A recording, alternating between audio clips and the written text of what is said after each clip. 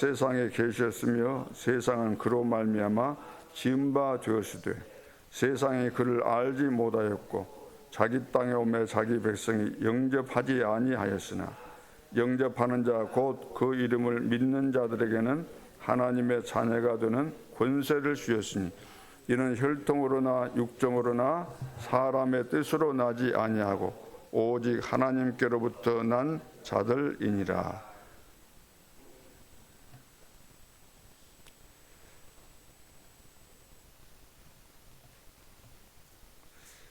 자, 교회에서 사람의 말, 또 다락방에서 사람의 말, 자, 이런 것이 다 분위기인데 다 우리가 다락방에서 교회에서 처음에는 다 그 복음 이야기 하잖아요. 다락방에 가서 예배 드리면서는. 그 후에 2부 순서, 3부 순서를 거쳐가면서 그런 영적인 분위기가 깨어지고 사람의 소리 또 여론 이런 것들이 이제 형성되다 보니까 이것은 어느 특정한 사람만 그런 것이 아니고 우리 모두는 다 그런 성향을 가지고 있고 그렇게 될 수밖에 없다는 거예요. 자, 이런 것들로 인해서 뭐 이런 부분이 없다고 한다면 금방 하나님이 역사하시죠. 하실 수밖에 없고 계속해서 응답이 지연되고 말씀 성취가 안 되고 전도운동 안 일어나는 것은 그 영적인 흐름과 분위기가 지속이 안 되고 늘 끊어지고 사람 중심으로 세상 여론으로 이렇게 흘러가다 보니까 그런 결과들이 나오게 되는 거죠. 우리는 항상 깨어 있지 않으면은 하와가 혼자 있을 때 당하잖아요. 언약이 확실하지도 않고 확신도 없는 가운데 있다 보니까. 그럼 둘이 만나면 어떻습니까? 서로가 성령 충만하면 좋지만 아나니아 삽비라처럼 둘이 만나면 또 흑암이 들어오고 그럼 3명 만나면 어떻습니까? 3명 이상 만나면 이제 여론이 형성될 수밖에 없는 거죠. 이건 어쩔 수 없는 겁니다. 아무리 훌륭한 사람도. 우리 인간의 그 본질 자체가, 구조 자체가 그런 상황이기 때문에. 그래서 말씀을 들어도 그때뿐이고 우리 체질이 그렇게 딱 돼 있는 거예요. 은혜 받을 때는 은혜 받는 것 같지만 바로 또 바뀌잖아요. 예배 시간이 끝나거나 또 사람 만나거나 어디 가거나 그러면은 그 분위기 또 따라가야 되는 것이고 안 따라가면 또 왕따 될 수 있는 것이고 그런 여러 가지 상황 때문에 우리가 우리에게 와 있는 축복 올 수밖에 없는 그런 하나님의 역사를 눈앞에 두고도 나도 모르게 다 놓치게 되는 거죠. 그래 놓고 우리는 이제 시간 지나면은 나의 잘못은 안 깨달아지고 이 모든 것들을 남에게 이제 원망으로 돌리고 더 나아가서는 하나님 안 살아계신다 그러고 광야의 백성들처럼 그렇게 이제 변해버릴 수밖에 없는 거죠. 그래서 우리는 이런 잘못된 분위기, 여론, 선동 따라가지 말고 완전한 복음, 또 하나님께서 우리와 세상 끝날까지 항상 함께 하시겠다고 약속하셨기 때문에 이 언약을 붙잡고 늘 질문, 주님이 내 안에 계시니까 늘 혼자 있으면서도 무슨 생각나거나 무슨 일이 생겼거나 그러면 늘 질문하는 것이 체질이 돼야 돼요. 질문만 바르게 해도 그 속에서 올바른 답이 오고 응답이 오는 것이기 때문에. 그래서 이렇게 말씀 따라가면 반드시 천년의 응답이 오게 돼 있습니다. 그래서 우리가 응답을 못 받고 있으면 다른 거 할 수밖에 없는 거예요. 우리 구조가. 그래서 오늘도 이제 복음의 누림이잖아요. 복음의 누림.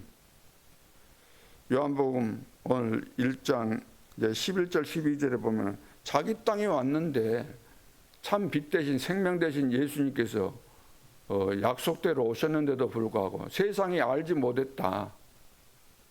세상이 구원자를 알지 못했다. 그 증거를 다 주셨는데도 불구하고 알지 못했다. 또 자기 땅에 오면 자기 백성이 영접하지 아니했다. 다른 이방인들이야 모를 수도 있겠지만 유대인들은 구약 성경에 보면 계속해서 기다렸잖아요. 메시아가 오실 것을. 실제로 오셨는데도 불구하고 자기 백성이 영접지 아니했다. 그러나 영접하는 자, 그 이름을 믿는 자들에게는 하나님의 자녀가 되는 권세를 주셨다. 그래서 이 빛을 알아보고 영접할 수 있다는 것은 13절에 보니까 혈통으로 된 것이 아니다 그랬습니다. 하나님의 은혜로 되어지는 것이기 때문에 억지로 영접해서 될 일이 아니고, 누가 가르쳐 줘가지고 될 일이 아니고, 누가 가르쳐 줄 수 있죠. 가르쳐 준 복음을 듣고 내가 깨달아지고 영접이 돼야 되는데 그건 주의 은혜로 되어진다. 그래, 복음을 들어도 안 믿어진다는 사람 많고, 복음 다 들어도 영접하자 그러면 영접하지 않겠다는 사람 있잖아요. 그걸 억지로 할 수 있는 거 아니죠. 억지로 영접해봐야 그건 거짓된 영접이기 때문에 그 변화가 안 일어나는 거죠. 진짜 내가 하나님의 은혜로 영접해서 그게 사실이다. 그러면 성령께서 우리 속에 내주하시기 때문에 반드시 흑암은 떠나가게 되어 있고 근본적으로 하나님 나라가 우리 속에 임하게 되는 거죠. 자, 이 사실을 우리가 믿고 오늘부터 나는 하나님의 자녀로서 내 삶 자체가 어둠과는 나는 반대 아닙니까? 반대잖아요. 어둠을 막 일부러 몰아낼 필요도 없는 거죠. 내가 빛이고 내 안에 빛이 계시고 내 자체가 빛이니까. 자, 이런 믿음을 가지고 날마다의 삶 속에서 승리해야 되겠습니다. 오늘 두 번째는 사도행전 1장 1절로 8절. 자, 예수님께서 이제 공생애 때 제자들을 부르시고 함께 하시면서 버려야 될 것 다 이야기한 겁니다. 잘못된 것들 다 이야기하신 거예요. 근본적으로 유대인들이 가지고 있었던 잘못된 내용들, 그런 거 다 말씀하시고 이제 감람산에서 진짜 것을 말씀하신 거예요. 영적인 것, 영원한 것, 하나님 나라에 대한 비밀, 앞으로 일어나게 될 세계 복음화, 하나님께서 이루어 가실 역사, 이런 것들을 다 말씀하시고, 어떤 의미에서는 사도들 개인에게 미션을 정확하게 준 겁니다. 예를 들어서 가나안 땅에 들어갈 때 그냥 들어간 거 아니잖아요. 가나안 땅을 다 분배해 가지고 다 각각 그걸 나눠준 겁니다. 마찬가지예요. 우리의 역할을 내가 안 해버리면, 나의 역할을 안 해버리면 그 역할이 비어버리기 때문에 문제가 생기는 거잖아요. 공장에서 어떤 제품을 만들어낼 때 한 부서가 중단됐다 그러면 제품이 완성될 수가 없는 것처럼 우리에게 주어진 역할을 우리가 시험 들어서 혹은 하기 싫다고 마음 안 든다고 인간적인 생각 들어서 짜증내고 안 해버리고 교회 떠나고 그러면은 그것이 쉽게 말해서 세상 표현으로 빵꾸가 나는 거잖아요. 그러니까 주의 은혜 가운데서 성령의 인도를 우리가 같이 받는 원팀, 한 팀이 안 되면은 일이 안 되는 겁니다. 그러니까 사단은 그것을 알기 때문에 한 팀이 안 되도록 성도들이 전혀 기도에 힘써야 되는데 그리 못하도록 늘 보면은 힘 빠져 있거나 아니면 시험 들거나 여러 가지 이유가 있어가지고 또 중요한데 무슨 일 생겼다고 또 빠지고 하다 보니까 우리에게 주어진 그 축복과 그 기회를 다 놓치게 되는 거죠. 그래서 7망대, 7여정, 7이정표 이 속에 다 있는 것이기 때문에 다른 것 붙잡으면 우리는 반드시 실패합니다. 이것밖에 붙잡을 것이 없잖아요. 성삼위 하나님께서 나와 함께 하시면서 역사하시고 힘주시고 다 이루어 가신다는 것이 7망대, 7여정, 7이정표인데 이걸 다 놓쳐버리면 우리가 될 것이 하나도 없는 거죠. 우리가 배를 타고 항해를 할 때 목표 지점을 향해서 가야 되는데 산으로 올라간다거나 암초에 부딪히고 그러면 끝장나는 거죠. 자, 그래서 하나님께서 주신 이 축복은 완전한 것이기 때문에 보호자의 망대, 여정, 이정표를 놓고 현장에 임하도록, 현장에 임하기 전에 나에게 임하도록. 그리고 이것이 나에게 임하면 내가 가는 현장마다 임하게 돼 있잖아요.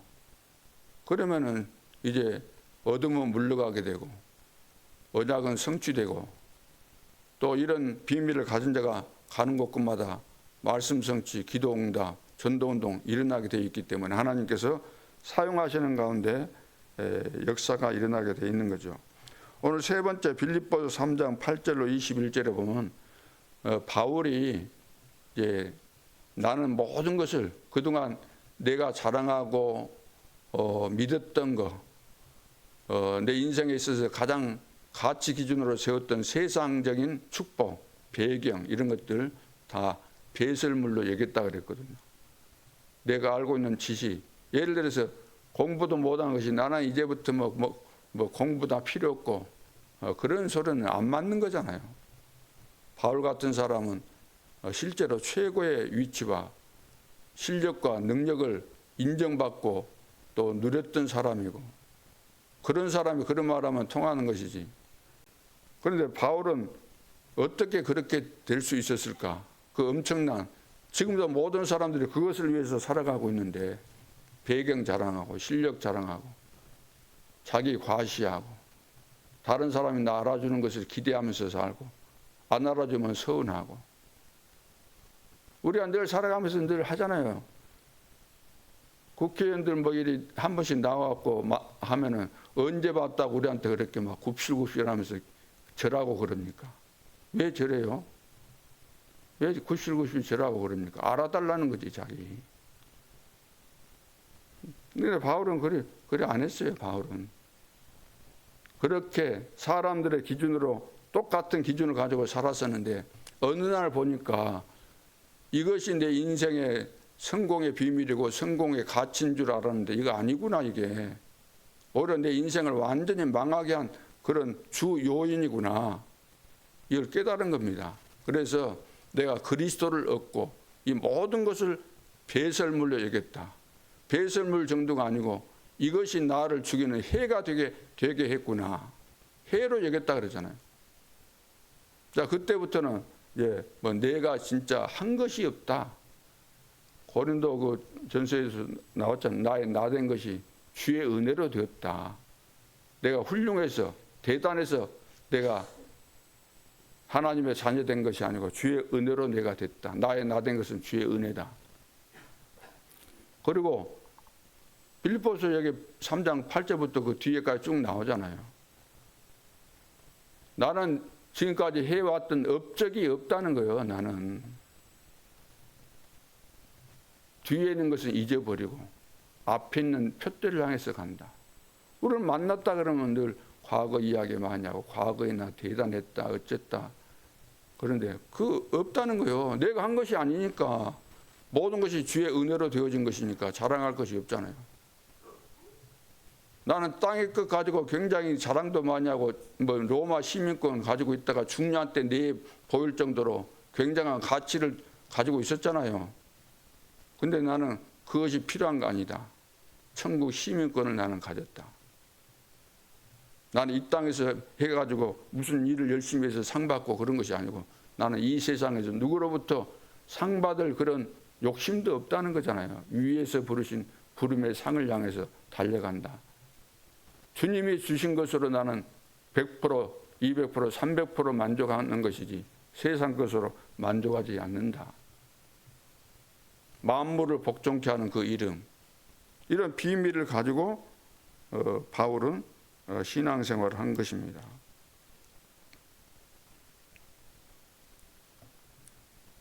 그래서 오늘 우리가 복음을 누린다는 것은 나라는 것이 사실 어떤 의미에서는 걸리작거리고 쓸모없는 것이에요. 가치 없는 거예요. 내가 드러날 그 근거가 뭐 있습니까? 내가 나타날 근거가 뭐 있어요? 내가 복음 아니었으면, 주의 은혜가 아니었으면 내가 어디에 있겠습니까, 지금? 그래서 이 복음을 제대로 깨닫고 복음의 사람은 내가 나올 이유가 눈꼽만큼도 없다는 거예요. 근데 내 자랑이 무슨 말입니까? 오늘날 봐보세요. 모든 문제는 내 자랑, 내 주장, 그것 때문에 문제가 생기는 것이지. 그건 종교에서나 있으면 있어야 되는 것이지. 진짜 교회에서는 내 자랑이 필요 없는 거예요. 내 계산도 필요 없고. 내 동기가 뭐 필요 있습니까? 하나님이 완전하신 분이신데. 내 뜻대로 안 되면 우리는 다 그냥 희재서불잖아요. 우리 근성이. 시골 사람들, 제가 시골에서 살아봤는데 같이 예를 들어서 놀다가도 친구들하고 재밌게 놀다가도 자기한테도 안 맞으면 뭐 하다가 혹시 져서버리고 그냥 가버리잖아요. 그런 식이 많다는 거예요. 다른 말로 한다면 오기스럽다는, 오기스러운 거. 좀 마음 틀리면 그냥 그래 여기 아니면 뭐 교회 없나 그러고 나가고, 아 우리도 가서 할 수 있죠. 가서 막 교회 세우고 헌금 안 하고 있다가 나가서는 이제 막 헌금하고 이제 오기스럽게 하는 거. 오기스럽게. 그런 근성이 우리 속에 들어있는 거예요. 마귀가 준 근성이기 때문에. 그런 것이 없어지지 않는 한 될 수가 없는 거예요. 근본적으로 생각해 보세요. 이런 잘못된 요새가 우리 속에 여전히 그대로 있는데 된다는 그 자체가 불가능한 것이고 속일 뿐이지. 우리가 말 안 하고 가만히 있는다고 해서 없어졌겠어요? 속이고 자기 자신을 죽이고 있는 거예요. 사단이 나를 끝까지 망하게 하겠다는 그 전략에 지금 잡혀 있는 것이기 때문에 빨리 알고 여기서 탈출해 나와야 됩니다. 빠져나와야 돼요. 해적선 안에서 있으면 안 돼요. 빠져나와야 돼요. 그래서 복음이 얼마나 위대하고 놀라운 것인지, 예수가 그리스도 모든 문제 해결자시기 때문에 그분을 내가 영접했으면 그분을 나의 주인으로 영접해야 되는 것이고, 주인이 맞다면 늘 질문하고 내 생각, 내 마음, 내가 하고자 하는 거, 내 계획, 내 동기 이런 거 이야기해서 하나님께서 원하시는 것인가 아닌가 늘 확인하고, 원하는 것이 아니다 그러면 과감하게 내버려야 되는 거예요. 배설물을 왜 안 버리고 있습니까? 그렇잖아요. 이렇게만 하면 틀림이 없는 겁니다. 복음 누림이 지금 안 되는 거잖아요. 복음 누림이. 오늘부터 시작되는 40일 집중 새벽 기도를 통해서 나를 살려야 됩니다. 나를 살리는 것이 뭐겠습니까? 복음 알고 보니까 내가 문제잖아요. 내가 죽어야 되는데 내가 살아있다는 것은 내가 지금 안 됐다는 거잖아요. 내가 그리스도와 함께 십자가에 못 박혔나니 그런즉 이제는 내가 사는 것이 아니요 십자가에 못 박혀서 내가 죽었잖아요. 예수님이 죽으신 것이 내가 죽으신 겁니다. 그 사실을 깨닫고 믿는 것이 예수 믿는 거예요. 그리고 이제 다시 부활하신 주님이 내 안에서 내 인생의 주인 되시고 나를 인도하시고 세계 복음화의 중요한 일에 쓰임 받도록 하고 계시는 것이기 때문에 이 비밀을 알고 이런 삶이 돼야 된다. 이런 삶이. 이제부터 나는 주님 앞에 새로운 피조물로서 다른 것이 필요 없다. 하늘과 땅의 모든 권세를 가지신 주님이 세상 끝날까지 항상 나와 함께 하시면서 세계 복음화의 주역으로 나를 사용하신다. 그렇다면 이것을 놓고 여기에 합당하게 쓰임받기 위해서 내가 할 일은 하나밖에 없는 거예요. 300%. 늘 말씀드리면서 편집, 설계, 디자인하면서 나를 만들어야죠. 쓰임받기 합당하도록. 전문성을 갖추고 현장을 분석해야죠. 정확하게. 현장을 대강 분석해서는 되는 것이 아니기 때문에. 뭐 예를 들어 맥도날드 그 이야기 많이 하잖아요. 맥도날드 그 상점 하나 그거 가게 하나 내는데 와가지고 여기에 이 가게를 세워야 될 것인가 말 것인가 그 전문가들이 와서 계속 분석을 한다 그러잖아요. 하루 종일 여기 왔다 갔다 지나가는 사람들은 몇 명이나 되는가? 그 지역의 경제 상황은 어떤가? 애들이 주로 다니는가? 아줌마들인가? 아니면은 또 남자들이 다니는가? 그런 성향까지 다 파악을 한다.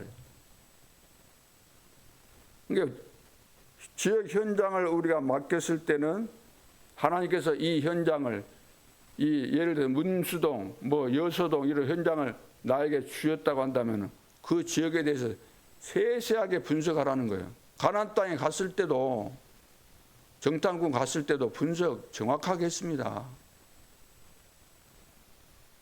분석을 하다 보면은 답이 나오게 되는데 마음이 안 가고 하나님께서 나에게 주신 미션이구나, 천명이구나 안 깨달아지면 분석 대강하죠. 내 거 아니다고 한다면 누가 열심히 하겠습니까? 제대로 하겠습니까? 벌초할 때도 처삼촌 그런 이야기 있잖아요. 예를 들어서 요즘은 그런 거 없는데 우리 아버지 산소다 그러면은 가서 깨끗이 하잖아요. 벌초할 때도. 그 처삼촌이 와서 해. 그러면 그렇게 할 필요가 뭐 있어요? 알지도 못한 사람, 나하고 관계도 없는데 대강 슬렁슬렁 하고 마는 거죠. 하나님이 나에게 주신 것이다. 그러면 우리가 대강 안 하는 거죠. 그러니까 하나님도 아시고 너는 쓸모없구나. 하나님이 안 주신 겁니다. 하나님이 안 살아계신 거 아니고 지금도 살아계시는데. 그래서 오늘 복음 제대로 누리고 인도받고 있으면 되는 거니까 이번 새벽 기도를 통해서 진짜 내가 살아야 되는 거예요. 내가 살고 내가 어떤 은혜와 축복을 받았는가. 하나님은 나를 통해서 무슨 일을 하시기를 원하시는가. 세계 복음화가 도대체 뭔가. 237 5천 종족을 살려야 되는 이유가 뭔가. 그런 것들을 내가 알았을 때 캠프가 뭔가 이해되는 것이고 캠프가 되는 것이잖아요. 또 이번에 이제 노예에서 새롭게 이제 노회장도 바뀌면서 첫 번째로 우리 교회 와서 캠프를 하겠다고 전번부터 이야기하더니 이제 그렇게 되어졌으니까 서로 보충하고 보완해서 하나님께서 기뻐하시는 캠프가 되어져서 이제 더 이상 우리가 지체해서는 안 됩니다. 되게 돼 있는데 늘 여기에서 빗나가지 않도록 늘 주님 바라보면서 승리하는 우리 임마누엘 예수께 될 수 있기를 주님의 이름으로 축복합니다. 기도드리겠습니다. 하나님 아버지, 우리는 절대 불가능, 소망이 전혀 없었는데 하나님의 은혜로 구원받아서 절대 가능 속에 들어왔습니다. 될 수밖에 없는 축복 속에 있음에도 불구하고 우리가 이런 응답과 증거들을 얻는 것은 매 순간순간 속은 것 때문에 그렇습니다. 우리 모두는 연약해서 속을 수밖에 없습니다. 그러나 속았다 할지라도 깨닫고 늘 갱신해서